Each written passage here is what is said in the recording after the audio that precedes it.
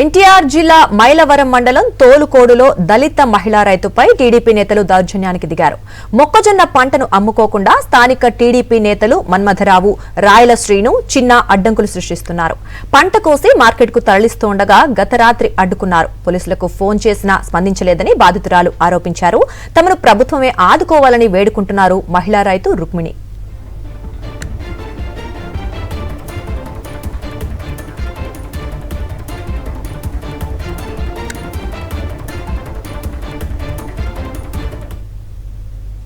మేమండి ఉన్నామండి మొత్తం తాగేట్టుకునండి బతుదేరు కోసం అండి పేదలమనండి ఇటు వచ్చి బతుకుతుంటేనండి ఈ సిఐఎస్ఐ రాయలసీను మన్మథరావు చిన్నయ్య ఇలామో మళ్ళీ ఆడవాళ్ళండి 5-6 తీసుకొచ్చాం వాళ్ళు డబ్బులు ఇవ్వాలి అయ్యేవాళ్ళనండి ఇలా ప్రవర్తితం పద్ధతేనండి అసలు వీళ్ళకి ఎంత మట్టుకు తక్కువ కొలమవుతానండి వీళ్ళకేనండి.